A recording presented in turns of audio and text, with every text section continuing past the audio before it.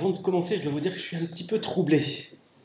Je suis un petit peu troublé parce que j'avais prévu un message particulier pour ce matin et je me sens conduit à bifurquer un petit peu. Je ne suis pas aussi bien préparé à partager avec vous que ce que j'avais pensé partager au départ. Donc d'avance, je vous demande de m'excuser si à certains moments les idées ne sont pas forcément tout à fait bien ordonnées. Mais bon, malgré tout, ça reste la parole de Dieu et c'est la parole de Dieu qui va nous parler ce matin. On va prier ensemble pour commencer. Seigneur, c'est devant toi, ce Dieu si grand, que nous nous approchons pour recevoir de toi, pour recevoir ta parole, pour recevoir quelque instruction pour diriger nos vies. Tu sais, Seigneur, combien ton serviteur a besoin d'aide, de secours, pour prêcher avec droiture, avec clarté. Viens à mon aide, Seigneur. Viens à l'aide de notre frère et nos sœurs qui parlent aux enfants ce matin aussi. Que ta parole pénètre profondément dans nos cœurs à tous. Je te demande cela au nom de Jésus. Amen. Ce que je voudrais partager avec vous ce matin, c'est un message qui me tient à cœur depuis un petit moment déjà et auquel je réfléchis. Ça va nous faire une petite pause dans l'Épître aux Hébreux qu'on a commencé il y a quelques semaines, quelques mois maintenant.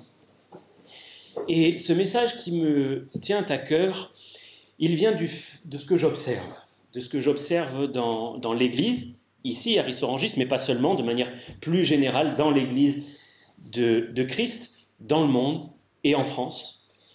Et ce que j'observe, c'est qu'il y a des chrétiens qui se lèvent.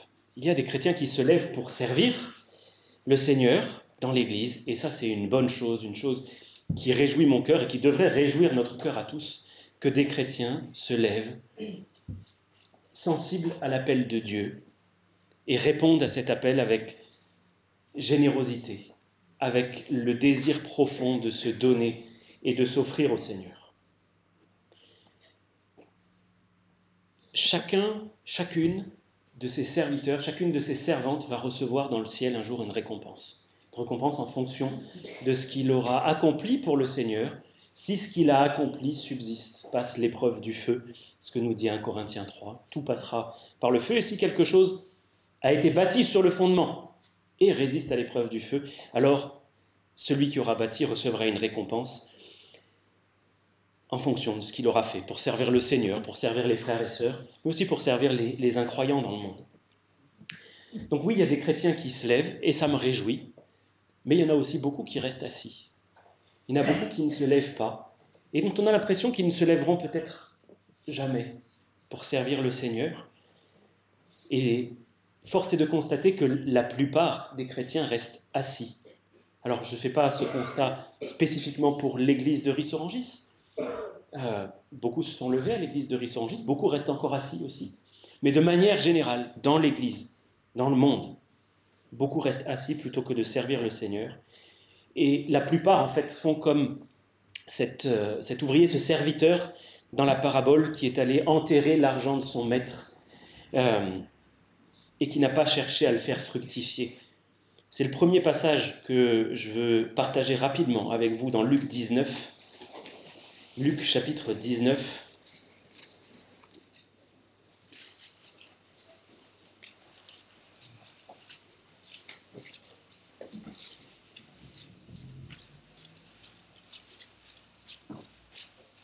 Je dis rapidement, mais le passage est assez long. On va lire à partir du verset 12 et jusqu'au verset 26. Un homme de haute naissance s'en alla dans un pays lointain pour se faire investir de l'autorité royale et revenir ensuite.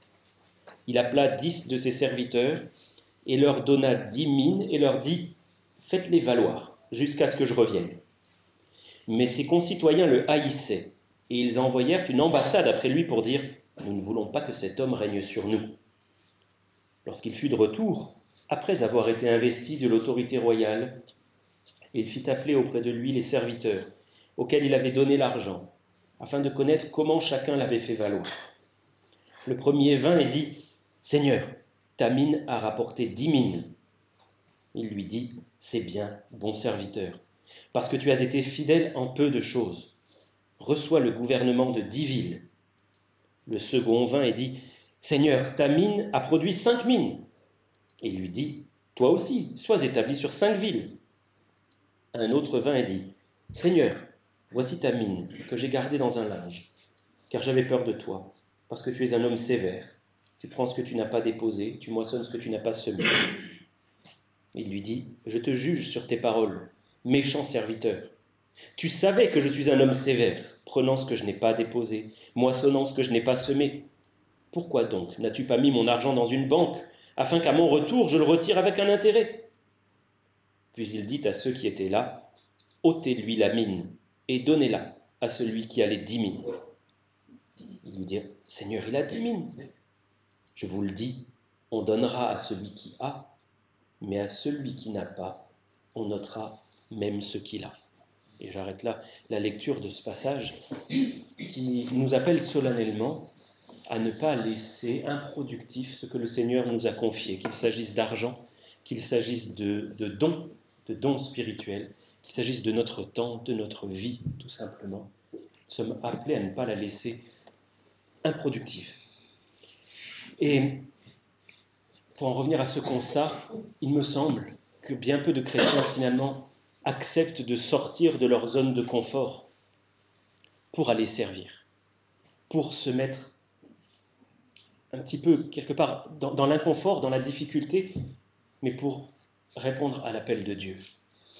Il y a un deuxième passage que je voudrais partager avec vous dans Matthieu 9, à partir du verset 35, et c'est ce passage-là précisément qui me trotte dans la tête depuis un moment. Matthieu 9, 35 à 38. Jésus parcourait toutes les villes et les villages, enseignant dans les synagogues, prêchant la bonne nouvelle du royaume et guérissant toute maladie et toute infirmité.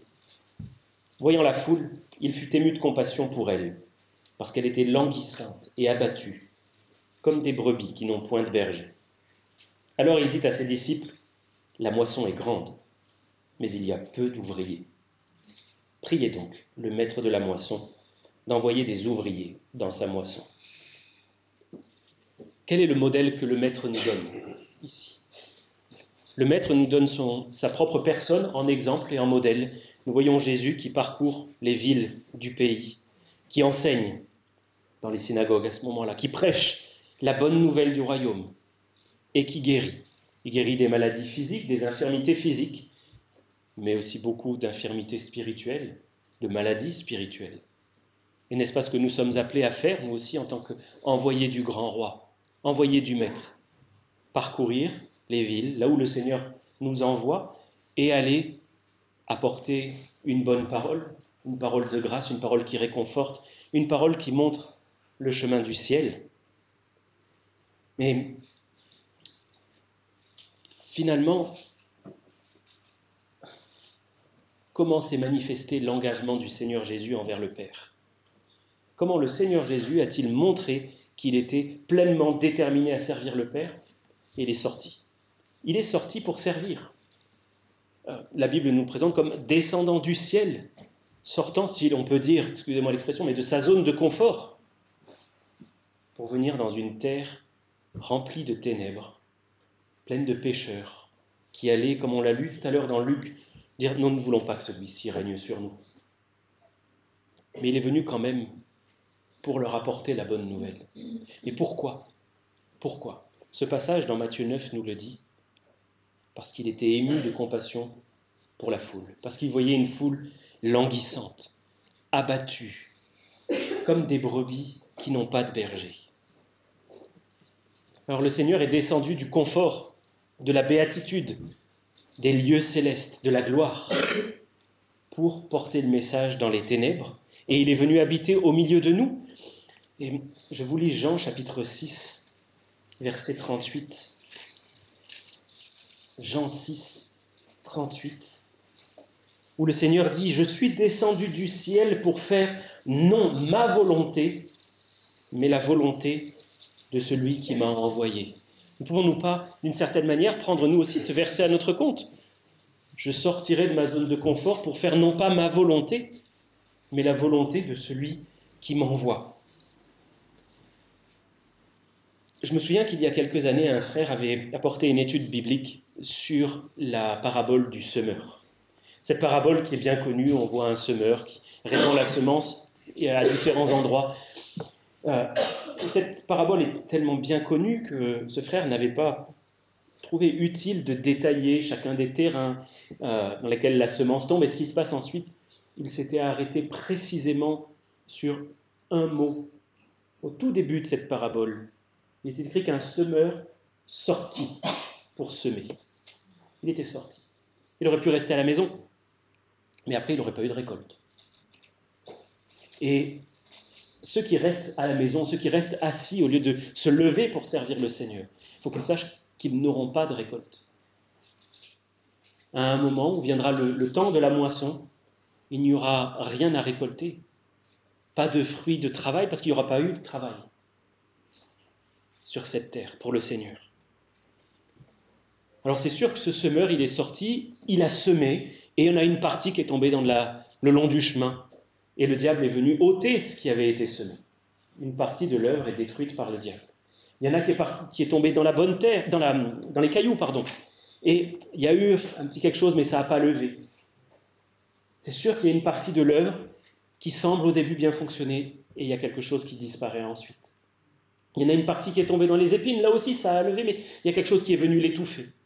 Pour être décourageant, mais il y en a aussi qui est tombé dans la bonne terre. Et ça a apporté du fruit. Le semeur n'est pas sorti en vain, mais il est sorti. Est-ce que nous sortons? Dans l'exemple que le Maître nous donne, il y a le fait qu'il parcourt les villes, qu'il aille enseigner, qu'il aille prêcher, qu'il aille apporter le secours divin, finalement, à ceux qui sont dans le besoin. Mais il nous présente aussi sa vie d'une manière un petit peu austère. Si vous êtes toujours dans Matthieu, vous pouvez regarder au chapitre 8 et verset 20. Matthieu 8, verset 20. Le Seigneur nous donne un aperçu de sa vie qui est saisissant. Il nous dit, les renards ont des tanières, les oiseaux du ciel ont des nids, mais le Fils de l'homme n'a pas un lieu où il puisse reposer sa tête. Juste avant, quelqu'un venait de lui dire, Maître, je te suivrai partout où tu iras. Et parfois, nous pouvons avoir cette bonne disposition, de dire, oui Seigneur, je te suivrai partout où tu iras. C'est une bonne disposition. Et le Seigneur décrit la vie de ses serviteurs qui prennent exemple sur lui de cette manière-là. Pas tellement de repos, une vie qui est offerte, une vie qui est dédiée au travail, qui est dédiée aux autres. Il n'est pas dédié à soi et à son confort. Le Fils travaille sans relâche pour le Père. Ça ne veut pas dire que sa vie est totalement désagréable, ça ne veut pas dire qu'il n'en retire aucune joie, bien au contraire. Mais ça veut dire que c'est une vie dédiée au Seigneur, offerte pour les autres. Pourquoi Jésus fait-il cela? On l'a vu, parce qu'il est ému de compassion, parce que son cœur est rempli de l'amour du Père et de la peine aussi que le Père éprouve pour les pécheurs. Il nous voit nous débattre dans ce monde, ne rien comprendre à ce qui se passe, nous cogner dans tous les coins, parce qu'on n'y voit rien, parce qu'on ne comprend rien. Et il est venu nous donner de la lumière, nous montrer le chemin. Est-ce que nous avons aussi compassion de nos semblables qui n'ont pas vu la lumière briller encore, pour leur montrer qui est la lumière? Est-ce que nous sommes disposés à briller pour le Seigneur comme des reflets de sa gloire? Je disais à l'instant que la vie du serviteur de Dieu, elle n'est pas triste, elle n'est pas faite que de choses difficiles et douloureuses. Et j'ai dit au contraire, parce que le Seigneur présente un aspect totalement différent de ce service, même s'il a par certains aspects des difficultés et de la douleur. Mais regardez dans Jean 4, les versets 31 à 34. Jean 4, 31 à 34. C'est après justement que le Seigneur se soit arrêté au bord d'un puits. Il a demandé de l'eau à une femme samaritaine qui était très étonnée, et finalement il a apporté des paroles qui ont guéri son cœur.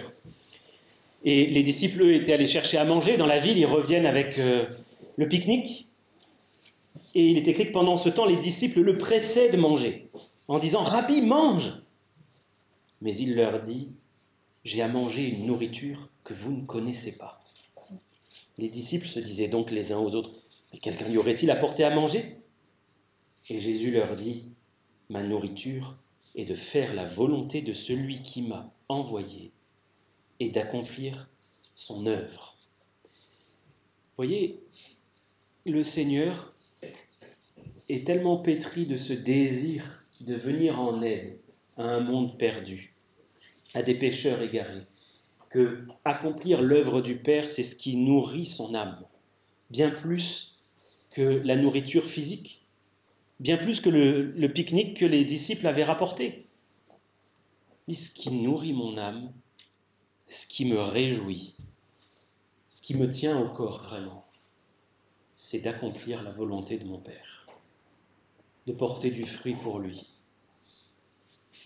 Et ça m'a fait penser que quand je travaillais dans ce grand groupe bancaire, il y a quelques années de cela, lorsque je vendais des produits financiers à des clients, je pouvais avoir une prime pour mettre du beurre dans les épinards ou acheter à manger, nourrir ma famille, c'est une bonne chose. La parole de Dieu nous appelle à travailler pour nourrir les nôtres. Mais quelque part, quand il m'arrivait de parler de l'évangile à un client, que je n'étais pas censé faire, mais que le Seigneur me demande de faire, lorsque je portais l'évangile à un de mes clients, j'avais dans mon cœur une nourriture bien supérieure à celle que pouvait apporter une prime, même une prime élevée. Je peux vous dire que les plus grandes joies que j'ai pu éprouver sont celles-là, celles qui consistent, sans nécessairement voir du fruit, mais à partager un rayon de la lumière du ciel avec quelqu'un qui n'a pas encore connu la lumière, avec quelqu'un qui est dans les ténèbres. Parfois, ce n'était pas très bien reçu, quelques clients qui m'ont traité de fou, mais toujours est-il que, vous dire, c'est nourrissant pour l'âme. Et le Seigneur nous dit travaillez non pour la nourriture qui périt, mais pour celle que le Père vous donnera. Travaillez pour la vie éternelle, on trouve ça dans l'évangile de Jean. Ne travaillez pas pour la nourriture qui périt, mais travaillez pour le ciel. Mais le constat, il reste le même, malgré les appels répétés dans la parole de Dieu. Beaucoup de chrétiens restent assis au lieu de se lever pour servir. Le constat reste le même aussi sur la taille de la moisson. Le Seigneur a dit la moisson est grande, toujours peu d'ouvriers. Alors pourquoi y en a-t-il si peu qui se lèvent? Est-ce qu'il faut se résoudre à ce constat biblique? Il y a une grande moisson, mais il y a peu d'ouvriers. Et c'est comme ça? Je ne crois pas. Je me suis demandé toutefois si le Seigneur avait arrêté d'appeler, en particulier dans notre pays, où il y a si peu de frères qui se consacrent pour servir Dieu en tant qu'évangéliste ou en tant que pasteur. Et en réfléchissant, en essayant de répondre à cette question, est-ce que le Seigneur a arrêté d'appeler? Il m'a semblé que la réponse était finalement assez évidente. Et que cette réponse, c'est non. Le Seigneur n'a pas arrêté d'appeler. Dans Matthieu, chapitre 20, Matthieu 20, versets 1 à 10, nous avons la parabole des ouvriers.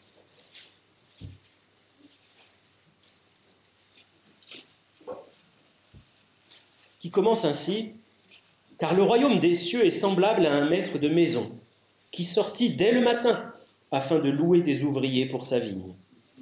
Il convint avec eux d'un denier par jour, et il les envoya à sa vigne. Il sortit vers la 3e heure, et il en vit d'autres qui étaient sur la place, sans rien faire.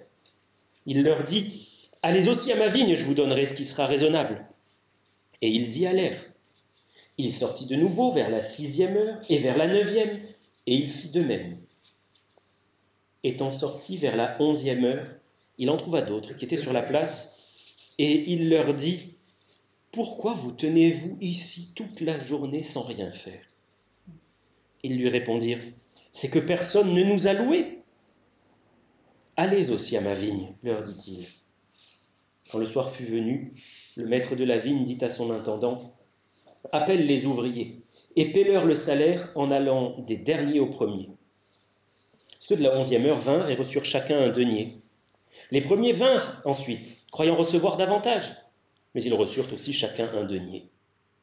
En le recevant, ils murmurèrent contre le maître de la maison et dirent « Ces derniers n'ont travaillé qu'une heure, et tu les traites à l'égal de nous qui avons supporté la fatigue du jour et la chaleur ?» Il répondit à l'un d'eux « Mon ami, je ne te fais pas tort. N'as-tu pas convenu avec moi d'un denier? Prends ce qui te revient, va-t'en. Je veux donner à ce dernier autant qu'à toi. Ne m'est-il pas permis de faire de mon bien ce que je veux? Ou vois-tu d'un mauvais œil que je sois bon? Ainsi les derniers seront les premiers, les premiers seront les derniers. Allez aussi à ma vigne, dit le Seigneur, même si c'est la 11e heure, même si le soir arrive, même si le soleil se couche et que les ténèbres commencent à envahir la terre, c'est la 11e heure, oui, mais allez-y, allez à ma vigne, allez travailler. Donc, je crois que le Seigneur appelle encore et toujours. Mais alors pourquoi est-ce qu'il y en a si peu qui se lèvent? Je pense que la première raison est qu'il y en a peu qui écoutent, peu qui lisent la parole avec l'oreille d'un disciple, disant « Seigneur, si tu le veux, je veux me tenir à ta disposition pour te servir dans ta vigne, quel que soit le service que tu me demandes d'y accomplir. » Peu qui écoutent. Mais je crois surtout que sur ceux que le Seigneur appelle et qui entendent, beaucoup ont peur. Beaucoup ont peur de se lever, peur de l'inconnu, peur de l'échec, peur de ce qu'ils sont aussi, de leur propre péché, peur de manquer, parce que se donner au Seigneur, c'est renoncer à soi. Et en lisant la parole de Dieu et les différents appels qui sont adressés aux serviteurs de Dieu qui ont répondu à l'appel, il y a quelque chose de frappant, c'est que la plupart, pour ne pas dire tous les serviteurs de Dieu, ont commencé par dire « Ah non, mais le Seigneur, c'est pas possible. Non, mais Seigneur, c'est pas moi, mais quelqu'un d'autre. » On va regarder quelques exemples ensemble. Dans Exode 3, pour commencer, Exode 3, je vais prendre plusieurs versets dans le livre de l'Exode, dans les chapitres 3 et 4. Exode 3, verset 9, pour commencer. Le Seigneur dit, « Voici, les cris d'Israël sont venus jusqu'à moi. J'ai vu l'oppression que leur font souffrir les Égyptiens. » Vous voyez encore la compassion qui motive le Seigneur pour envoyer quelqu'un, pour envoyer son fils premièrement, et puis les serviteurs ensuite. « Maintenant, va, je t'enverrai auprès de Pharaon, et tu feras sortir d'Égypte mon peuple, les enfants d'Israël. » Et Moïse dit à Dieu, « Mais qui suis-je pour aller vers Pharaon et pour faire sortir d'Égypte les enfants d'Israël ?» Dieu dit, « Je serai avec toi, et ceci sera pour toi le signe que c'est moi qui t'envoie. Quand tu auras fait sortir d'Égypte le peuple, vous servirez Dieu sur cette montagne. » Si vous avancez un tout petit peu, chapitre 4, verset 1, parce que ça ne s'arrête pas là. Moïse répondit et dit, « Voici, ils ne me croiront point, et ils n'écouteront point ma voix, mais ils diront, « L'Éternel ne t'est point apparu. » Voici les doutes qui sont encore et toujours là. Je ne suis pas qualifié, ils ne vont pas me croire, ça ne sert à rien ce que tu m'envoies faire. Maintenant, le verset 10 du même chapitre. Après que Dieu ait donné plusieurs signes à Moïse, Moïse dit à l'Éternel, « Ah Seigneur, je ne suis pas un homme qui ait la parole facile, et ce n'est ni d'hier, ni d'avant-hier, ni même depuis que tu parles à ton serviteur, car j'ai la bouche et la langue embarrassées. Je ne suis pas qualifié, je ne peux pas le faire, je ne sais pas bien parler, je n'ai pas fait de hautes études. » Et pour terminer, les versets 13 et 14. Après que le Seigneur ait encore une fois tenté de réconforter Moïse, de l'assurer, de l'encourager, Moïse dit, « Ah Seigneur, envoie qui tu voudras envoyer. » Sous-entendu, mais pas moi.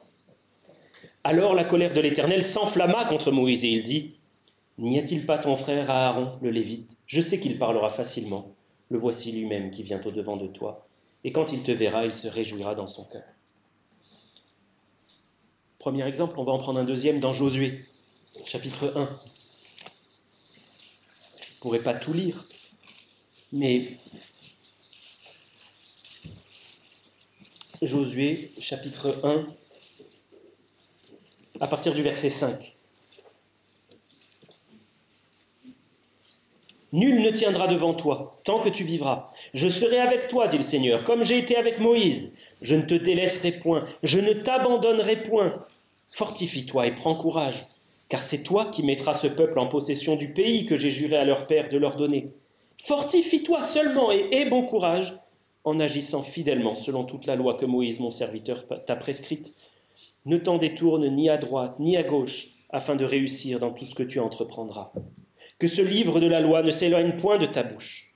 Médite-le jour et nuit pour agir fidèlement selon tout ce qui y est écrit. Car c'est alors que tu auras du succès dans tes entreprises. C'est alors que tu réussiras. Ne t'ai-je pas donné cet ordre? Fortifie-toi et prends courage.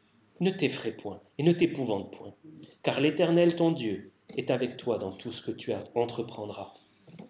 Comparez maintenant cet appel répété de Dieu à faire preuve de courage à ce serviteur qui était effrayé. C'était un serviteur, il était serviteur de Moïse. Il n'était pas roi, prince, chef de peuple. Il était serviteur de Moïse. Et Dieu l'appelle à devenir le chef militaire d'un peuple qui compte plusieurs millions de personnes pour conquérir un pays avec des ennemis, dont des géants. Et si vous regardez au chapitre 7, les versets 6 à 9, Josué vient d'essuyer une défaite.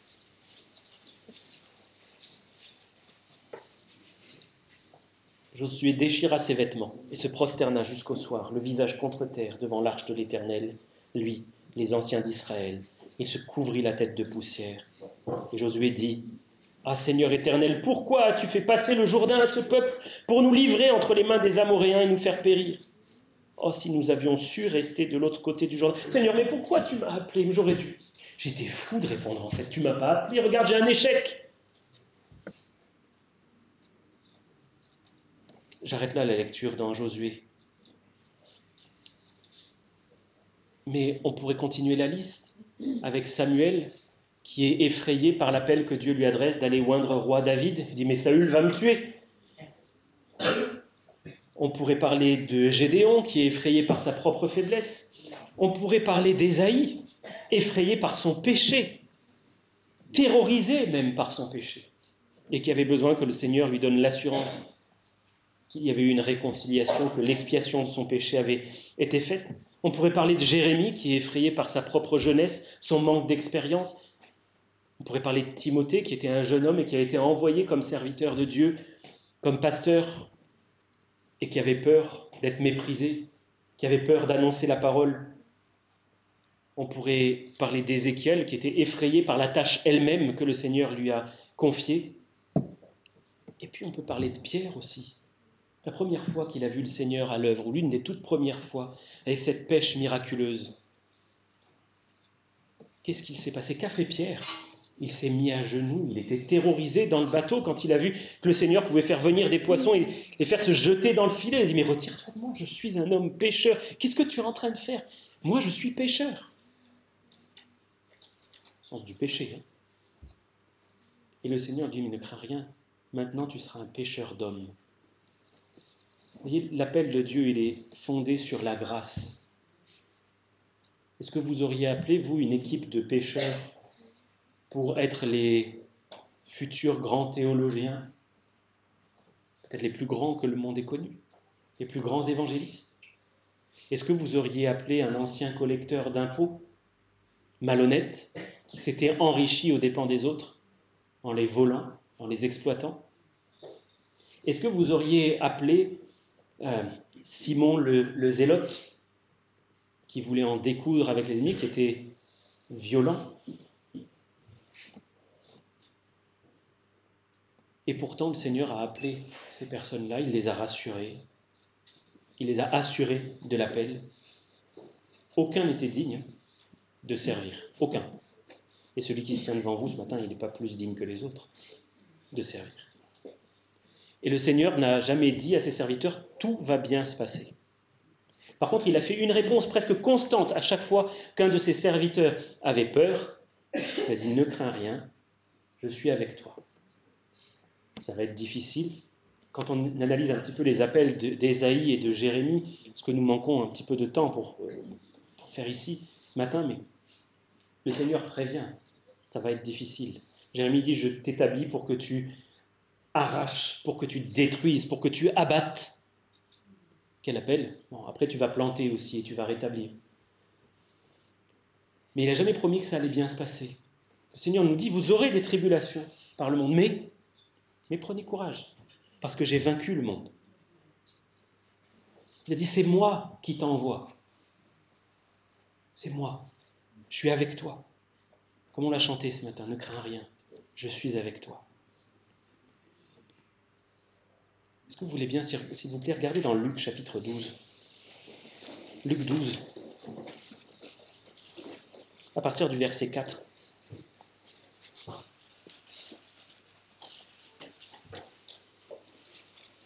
Luc 12, 4 à 7. Le Seigneur dit, « Je vous dis à vous qui êtes mes amis, ne craignez pas ceux qui tuent le corps et qui après cela ne peuvent rien faire de plus. Je vous montrerai qui vous devez craindre. Craignez celui qui, après avoir tué, a le pouvoir de jeter dans la géhenne. Oui, je vous le dis, c'est lui que vous devez craindre. Ne vend-on pas 5 passereaux pour 2 sous? Cependant, aucun d'eux n'est oublié devant Dieu. Et même vos cheveux sont tous comptés. Ne craignez donc point. Vous valez plus que beaucoup de passereaux. » Dans le contexte, ce passage, il est cité par rapport à la peur d'aller témoigner. Juste après, il dit, celui qui aura honte de moi, j'aurai honte de lui. Celui qui témoignera publiquement de moi, je me prononcerai aussi publiquement pour lui. Ne craignez pas les hommes, ne craignez pas les moqueries, ne craignez pas le rejet. Craignez Dieu. Craignez de déplaire à ce Dieu qui vous appelle à le servir, qui vous appelle à parler sans crainte de lui, à faire resplendir son évangile. Maintenant, soyons bien clairs, tous les serviteurs de Dieu ont peur, tous. Ils ont peur de passer pour ridicule. Nous avons peur d'être moqués, des fois d'être violentés même, c'est possible. Mais nous avons toujours le choix de savoir qui nous allons craindre finalement. Est-ce que nous allons craindre Dieu ou est-ce que nous allons craindre les hommes? Et c'est par la foi que nous sommes appelés à réagir. C'est ça qui va faire la différence entre ceux qui se lèvent et ceux qui vont rester assis. Il y en a qui vont craindre les hommes et aimer leur confort, et d'autres qui vont craindre Dieu plus que les hommes. Je voudrais à cet égard nous lire un verset que je trouve saisissant dans Jacques chapitre 2, verset 19. Je le mets en parallèle avec la parabole des mines que nous avons lue tout à l'heure, où le serviteur disait « Je sais que tu es un homme dur et sévère, je le sais. Tu moissonnes là où tu n'as pas semé. » Il sait certaines choses. Et le verset 19 de Jacques 2 nous dit « Tu crois qu'il y a un seul Dieu, tu fais bien. Les démons le croient aussi, et ils tremblent. » Quelle était la foi de ce serviteur? C'était une foi semblable à celle qui nous est décrite aussi. Les démons savent qui est Dieu. Ils ont même accès à son assemblée, semble-t-il. On le voit dans Job. Mais ils tremblent. Et ce serviteur à qui le Seigneur avait confié une mine, il tremblait aussi. Il n'a pas choisi de craindre Dieu, finalement. Il n'a pas été habité de la bonne crainte de Dieu. Alors pour conclure, pour être sûr que Dieu appelle tous les chrétiens à servir. Tous ne sont pas appelés à être pasteurs, à être évangélistes, c'est certain. Mais tous nous sommes appelés à servir, à sortir de notre zone de confort.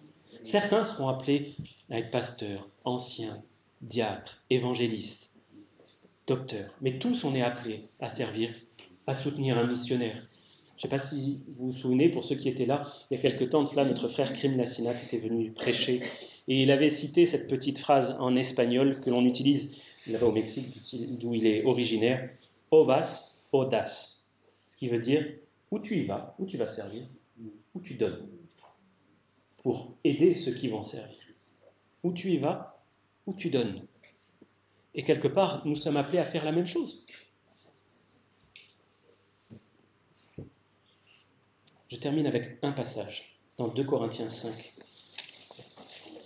2 Corinthiens 5, verset 14.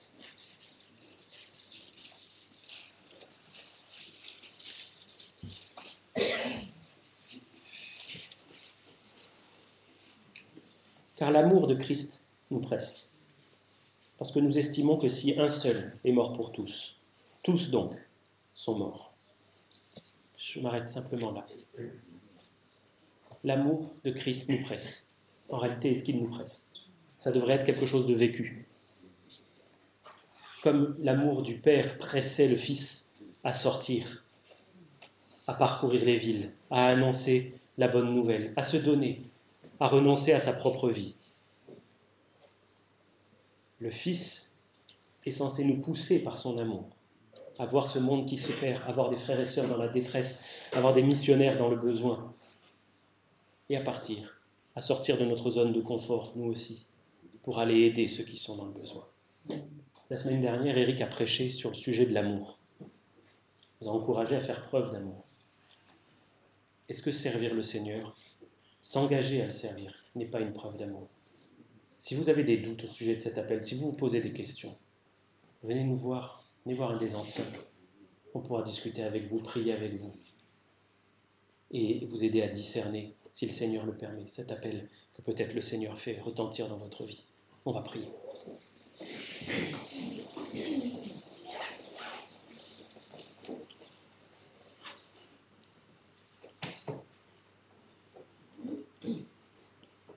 Seigneur, je pense à ce cantique qui dit c'est la 11e heure. Va, va, va dans la vigne du Seigneur. Va, va, va. Ne reste pas sans rien faire, mais va. Va, va. Parce que bientôt les ténèbres vont venir sur la terre. Et il sera impossible de travailler. Même si nous sommes déjà à la 11e heure, Seigneur. Et que ce monde est envahi de plus en plus par les ténèbres. Je prie que tu fasses retentir cet appel plus en plus fort. Et qu'aucun de nous ne reste assis dans la paresse, dans la négligence, dans le confort. Seigneur, pardonne-nous, pardonne-moi, parce que bien souvent aussi, je choisis mon confort, je choisis la crainte des hommes plutôt qu'une sainte crainte de ton grand nom. Bénis-nous, Seigneur. Nous nous réclamons par grâce et au nom du Seigneur Jésus-Christ. Amen. Que le Seigneur vous bénisse. Bienvenue.